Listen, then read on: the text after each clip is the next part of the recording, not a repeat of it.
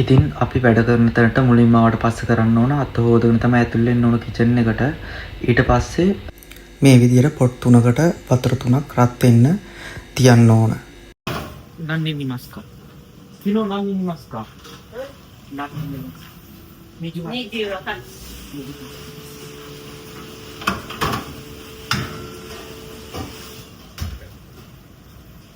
水。මම video එක යන අතරතුර සමහරක් තැන් ජපාන් අයත් එක්ක කතා කරන කොටස් දාලා තියෙනවා. ඉතින් ඒ දාලා තියෙන ජපාන් භාෂාව කොච්චර දුරකට මේ වගේ රැකියාවක් කරද්දී වැදගත් වෙනවද කියන එක ඔයාලට අවබෝධයක් ලබා ගැනීම සඳහා ඒ වගේම තමයි අපි කලින් අර රෙඩි කරගත්තු පොට් 3 සකස් කරගන්නේ එකක් සුප් එකකට අනිත් එක ඔය වගේ රෙඩිමේඩ් කරපු ආහාර තමයි ගොඩක් දුරට මේ ජපාන් හොටෙල් වල යන්නේ. ඉතින් මේව රත් කරන්න තමයි එක පොට් එකක් අනිත් පොට් එක බුෆේ එකට අවශ්‍ය ෂේපර් රත් කිරීම සඳහා එක වතුර එකක් අපි රත් කරලා තියා ගන්නවා.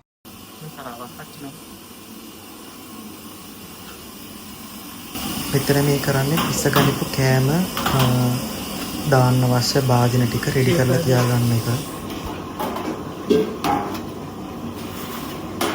ここで何？揚げ物と焼き唐揚げ唐揚げと唐揚げの卵焼き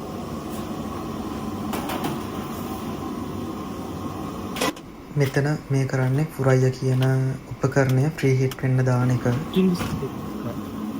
どこ？あ。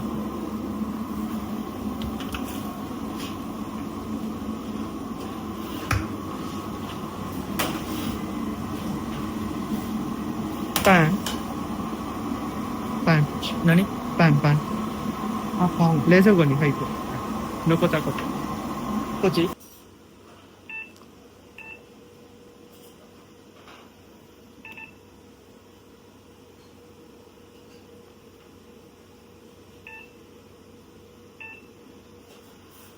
それはね。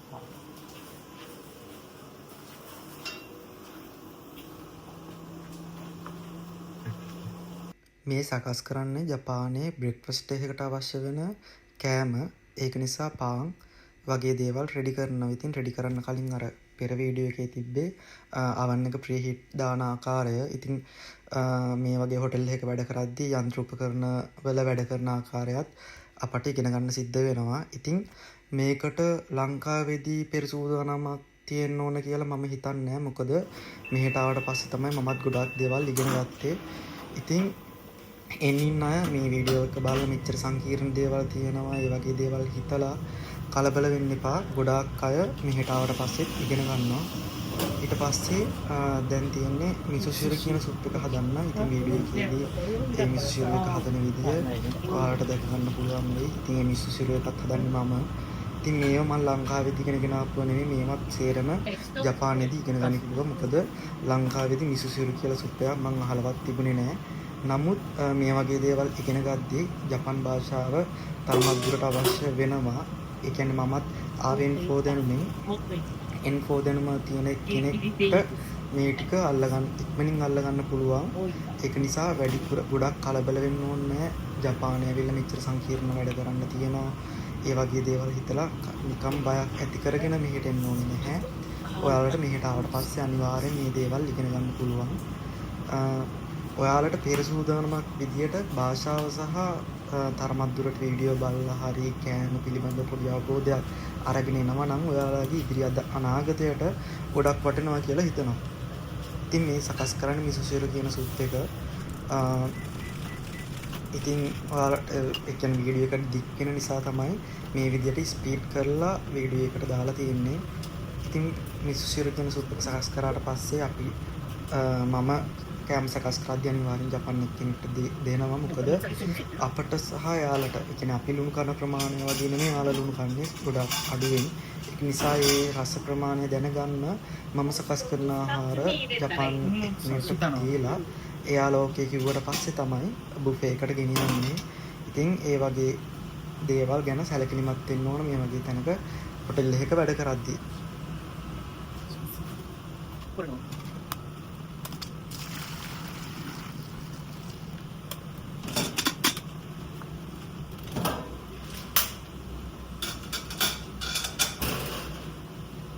කුකුලි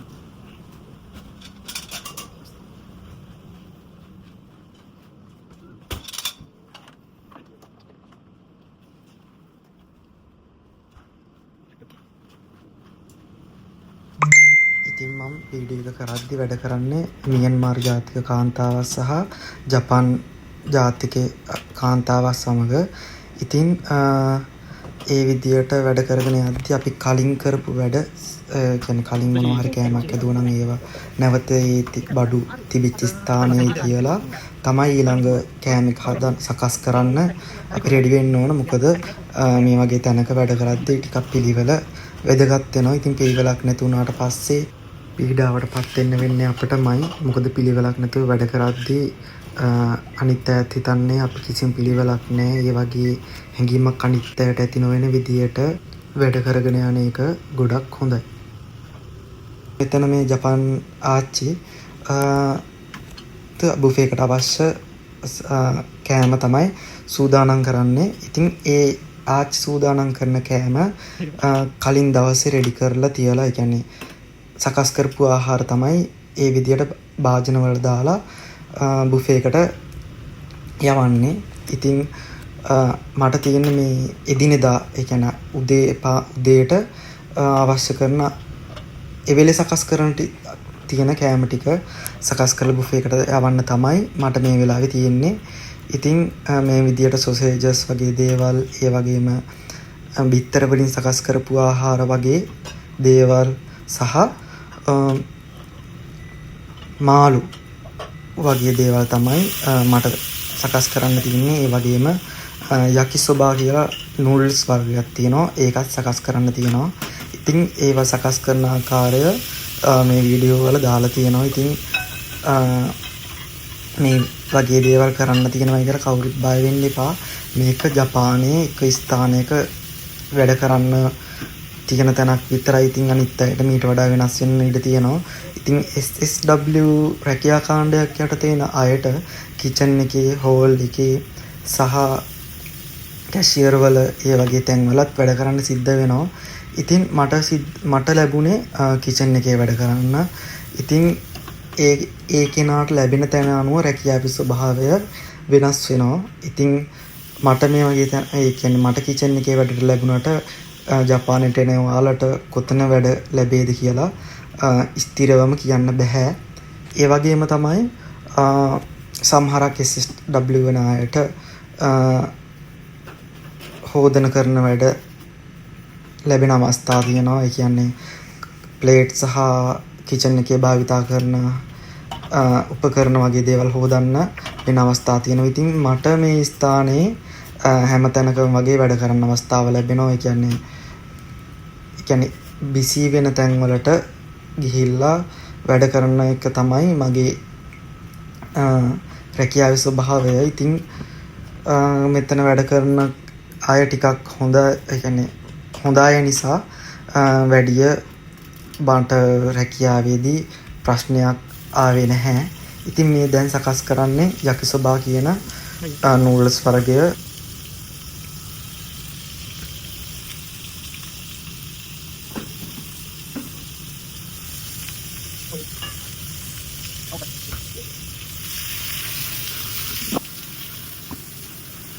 වීඩියෝ එක බලද්දි ගොඩක් සංකීර්ණ වැඩ වගේ පෙවුනට මේ කෑම හදන්න ගොඩක් ලේසි.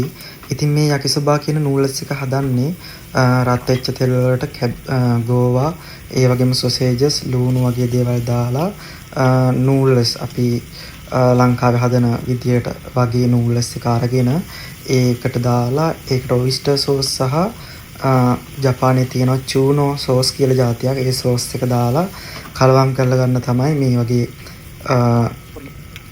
නූඩල්ස් එක හදද්දි තියෙන්නේ. ඒ වගේම විනාකිරි වර්ගයක් තියෙන මේකත් දාලා කලවම් කරාට පස්සේ තමයි යකිසොබා කියන නූඩල්ස් එක සකස් කරගන්න පුළුවන්. ඉතින් මේ දේවල් මම ලංකාවේදී ඉගෙන ගන්න ආපු දේවල් නෙමෙයි. මේව සේරම මම ජපානයේදී මේ අයලගෙන් ඉගෙන ගනිපු දේවල්. ඉතින් වැඩ කරද්දී එක වැඩක් විතරක් නෙවෙයි, වැඩ දෙක තුනක් එක අවස්ථාවේදී කරන්න සිද්ධ වෙන අවස්ථා තියෙනවා. එතකොට අර oven එකේ ආපු සද්දෙත් එක්ක මම අර රෙඩි කරපු පාන් ටික රත් වෙලා තියෙන්නේ, කියන්නේ රෙඩි වෙලා තියෙන්නේ. ඊට එළියට දාන්න ඕනේ වෙලෙම. මොකද එහෙම නොකරොත් oven එකේ තියෙන රස්නෙට oven එකේ තියෙන තවත් අර පාන් ටික අනවශ්‍ය විදියට බේක් වෙලා වැඩි වෙනවා. ඒක නිසා ඒවත් ගැන සැලකිලිමත් වෙන ගමන් තමයි වැඩ කරන්න ඕන. මොකද සමහරක් දේවල් තෙලට දාලා ඒ විදිහට එලාම් එකක් තියලා වෙන වැඩක් කරන අවස්ථා තියෙනවා. මොකද ඒක කෑමක් විතරක් සකස් කරලා ඊළඟ කෑමට සකස් කරන්න ගියාට පස්සේ අපට වෙලාව මදි වෙනවා. මොකද පැය එකමාරක් වගේ කාලයක් තුල තමයි මේ විදිහට උදේ බ්‍රෙක්ෆාස්ට් එක රෙඩි කරන්න තියෙන්නේ. ඉතින් ඒවත් ගොඩාක් සැලකිලිමත් වෙලා කල්පනාවෙන් වැඩ කරන්න වෙන අවස්ථා තියෙනවා. ඉතින් මේ විදිහට වැඩ කරන්නේ මම ලංකාවේදී ඔයාලා වගේම අද කියන කුරෙන් පටන් අරගෙන තමයි මමත් මෙච්චර දුරකට ආවේ. ඉතින් පොඩිම තැනින් පටන් අරගෙන මේ විදිහට පියවරෙන් පියවර අඩියෙන් අඩිය ඉස්සරහට යන්න හැමෝටම පුළුවන්. මොකද මමත් පටන් ගත්තේ ඉතාමත් පොඩිම තැනින්. ඉතින් ජපන් ආවෙත් ෆාම කෙනෙක් විදියට. මොකද ඒ රස්සාවේ ගොඩක් අමාරුකම් තිබුණා. ඒ වගේ දේවල් එක්ක ඒ රස්සාව අතහැරලා මම හොටෙල් එකක මේ විදියට වැඩ කරගෙන යන්නේ. ඉතින් උත්සාහය තියෙනවා නම් කාටවත් බැරි දෙයක් නැහැ. ඉතින් සමහරක් අය මගේ වීඩියෝ වලට කමෙන්ට් දාලා ඒ වගේම පර්සනල් මැසේජ් කරලා අහනවා ජපන් භාෂාව ඉගෙන ගද්දි කොච්චර වචන ප්‍රමාණයක් ඕන වෙනවද, කොච්චර kanji ප්‍රමාණයක් ඕන වෙනවද. ඉතින් මට අදටත් කියන්න තියෙන්නේ ජපන් භාෂාව නෙවෙයි කිසිම භාෂාවක් ඉගෙන ගනිද්දී මෙන්න මේ විදියට සීමා වෙච්ච වචන ප්‍රමාණයක් සහ kanji කියන්නේ අකුරු වගේ දේවල් ප්‍රමාණයක් කාටවත් කියන්න බෑ. මොකද මම අදටත් මේ ජපානයේ ගොඩක් දේවල් ඉගෙන ගනිමින් ඉන්නවා. ඒක නිසා පුළුවන් තරමක් ලංකාවේදී ඉගෙනගෙන ආවොත් මේ විදියට වැඩ කරන එක කාටවත් ලේසි කියලා මම හිතනවා. ඒක නිසා කවුරුත් ඒ විදියට සීමා වෙච්ච වචන ප්‍රමාණයකට සහ අක්ෂර ප්‍රමාණයකට යන්නේ නැතුව Tamanට පුළුවන් තරම් උපරිමෙන් වැඩ කරලා උපරිම මහන්සි වෙලා මෙහෙට ඇවිල්ලා ගේමක් ගහන්න කියන එක තමයි මට කියන්න තියෙන්නේ. මෙතන මේ සකස් කරන්නේ යකි තමුගයකු කියන කෑම එක. ඒකත් කලින් රෙඩි කරපු කෑම එකක්. ඒකත් අර මම මුලදිම රත් කරපු වතුරයකට දාලා තව ඒ කෑම එක රත් කරලා තමයි ගන්නෙ. තමුගයකි කියන කෑම එක තමයි ඒ තියෙන්නේ. ඊට පස්සේ ඔය oven එකේ දාලා බේක් කරපු පාන් ටික බුෆේ එකට යවන්න තමයි ඔය ප්ලේට් සකස් කරේ. මේ වීඩියෝ එකේ දාන්නේ උදේ shift එකේ තියෙන වැඩ ප්‍රමාණය විතරයි. අනිත් shift වල වැඩ ඊළඟ වීඩියෝ එකෙන් දාන්නම්. මොකද ඒවත් මේ වීඩියෝ එකට ඇඩ් කරොත් වීඩියෝ එක ටිකක් දිග වෙන නිසා. මේ තියෙන්නේ oven එකේ බේක් කරගනිපු බේකන්. මේ ඉන්නේ මියන්මාර් ජාතිකයෙක්. මෙයා තමයි මේ අද වීඩියෝ එක මේ විදිහට මට වීඩියෝ එකට උදව් කරේ. එයා ගැන කිව්වොත් එයා බින්දුවෙන් පටන් ගනිපු එක්කෙනෙක්. මොකද ජපානයට එද්දී කිසිම දැනුමක් ලැන්ග්වේජ් එකට අමතරව කිසිම හොටෙල් එකක වැඩ කරපු දැනුමක් එයාට තිබුණේ නැහැ. අද වෙනකොට එයා තනියම උදෑසන ආහාරය රෙඩි කරන්න පුළුවන් තත්ත්වයට පත් වෙලා තියෙනවා. ඉතින් ඒ වගේ තමයි හැමෝටම මුළු ටික කාලය අමාරු වුණත් පස්සට යද්දි ටිකක් හොඳ වෙනවා. ඒ කියන්නේ ඉගෙනගෙන ඉස්සරහට යද්දි. ඉතින් වැඩ කරද්දී එක වැඩක් කියලා නෑ. දැන් මේ මෙතන මම කරන්නේ අර කෑම සකස් කරපු පොට් ඒ වගේ දේවල් හොදන එක. ඒ වගේ දේවලුත් කරන්න සිද්ධ වෙනවා. ඉතින් ඒක තමයි රැකියාවේ ස්වභාවය. ඉතින් මේ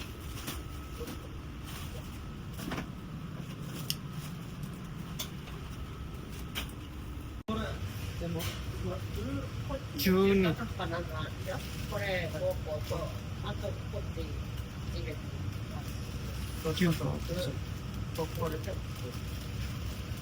これもないこれ3枚しかないから、あと新しいの多分あるけど。それと10。それと全部で10で。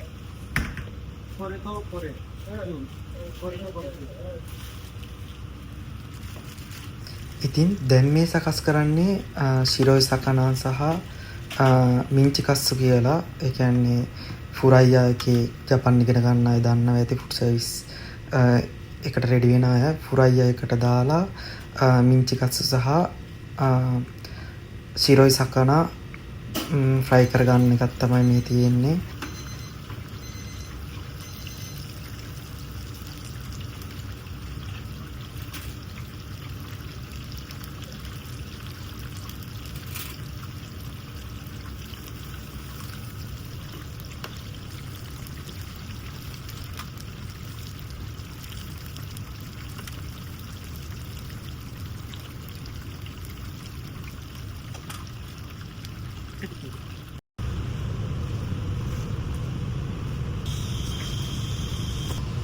ඉතින් ඊළඟට සකස් කරන්නේ කරාගේ කියන කෑම වර්ග කුකුල් මස් වලින් හදන ඒක තෙලට දාලා ඊළඟට ඔය විදිහට බැදෙන්න තියලා බත් එක රත් ඒ කියන්නේ පිසගනපු බත් එක නිවෙන්නේ නැති වෙන්න අදාළ සුයි හංකි කියලා කියන්නේ රයිස් කුකර් එකට දාලා තියන්න තමයි හදන්නේ.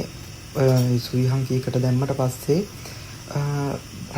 පිසගනපු බත් එකේ රස්නේ අඩු වෙන්නේ නැතුව ඒ විදිහටම කාලයක් තියාගන්න පුළුවන් උපකරණයක්.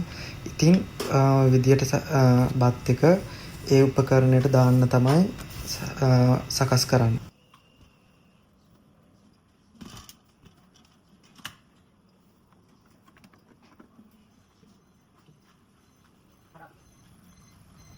ඉතින් වැඩ කරගෙන යද්දී ඇහෙන එලාම් ශබ්ද පිළිබඳව පොඩ්ඩක් සැලකිලිමත් වෙන්න ඕන. ඉතින් ටිකකට කලින් වැදුනේ ඔය කරාගේ කියන කෑම එක තෙලට දාලා ඒකට සකස් කරපු එලාම් එක. ඉතින් කෑම එකේ උෂ්ණත්වය බලන්න උෂ්ණත්වමානයක් තිබුණත් මම මෙතන බැලුවේ කෑම එක කපලා මැද අමුද කියන එක තමයි බැලුවේ. ඉතින් ඒ වෙලාවේ කෑම එකේ මැද යම්කිසි සකස් වෙච්ච නැති ගතියක් තිබුණා. ඒක නිසා තව ටිකක් ඒ විදිහටම තියලා තමයි ඔය කෑම එක එළියට ගන්නේ කරාගේ කියන කෑම එක. ඉතින් පැය එකමාරක වගේ වැඩ ප්‍රමාණයක් තමයි මේ විදිහට විනාඩි 18ක වගේ ප්‍රමාණයකට කෙටි කරේ. ඉතින් කරාගේ වලින් පස්සේ බුෆේ එක රෙඩි කරලා අවසන් ඔය විදිහට තමයි අවසානයේදී බුෆේ එක සකස් වෙලා තියෙන්නේ. හෝල් එකේ වැඩ කරන මියන්මාර් ජාතික කාන්තාවස් තමයි ඔය විදිහට හෝල් එකේ අවශ්‍ය සියලුම දේවල් රෙඩි කරලා තියන්නේ. ඉතින් මට සහ රාච්චිට තියෙන්නේ අර සකස් කරපු ආහාර හෝල් එක දක්වා අරගෙන එන එක විතරයි. ඉතින් කොහොම හරි දැනට ලංකාවේ ඉගෙන ගන්න ඉන්න අයට ප්‍රයෝජනවත් වෙයි කියලා තමයි මේ විදිහට වීඩියෝ එකක් දැම්මේ. ඒ වගේම ඔයාලගෙන කමෙන්ට් එක මට ගොඩක් වටිනවා. ස්තුතියි.